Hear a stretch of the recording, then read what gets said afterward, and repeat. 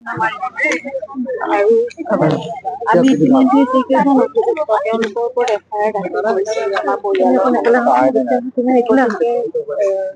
তেনেকে আমি আশা কৰিছো সেইমতে তদন্তৰ কাৰ্যখিনি সম্পাদন হৈছে সেইকাৰণে আশা কৰা মতে হোৱাৰ কাৰণে আমাৰ ভাল লাগিছে আৰু খুব মানে বহুত কষ্ট কৰি তদন্তকাৰী দলটোৱে গোটেইখিনি SIT এইখিনি ইমান দিন ধৰি কৰিলে গতিকে আমি তেওঁলোককো ধন্যবাদ জনাইছো আৰু ৰাইজে আশা কৰা মতে ফল ওলাইছে গতিকে এতিয়া সকলোখিনি ন্যায় প্ৰক্ৰিয়াৰ ওপৰত আৰু আমি আশা কৰিছো একেধৰণে ন্যায় প্ৰক্ৰিয়াটো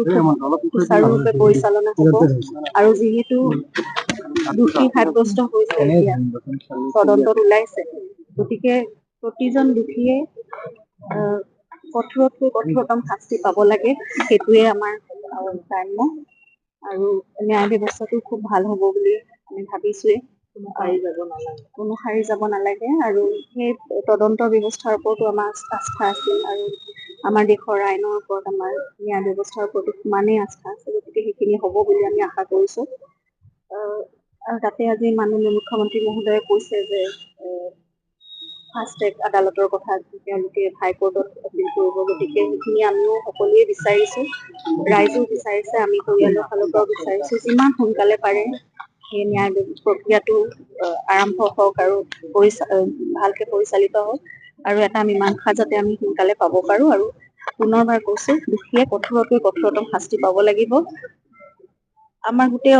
মানে আমাৰ ঘৰখন থানবান হল গোটেই অসমৰ ৰাইজে এই বস্তুটো সেয়াই বিচাৰি আছে যে কেনেকে জুবিন গাৰ্গৰ দৰে এটা সত্তা এনেকে নোহোৱা হৈ যাব পাৰে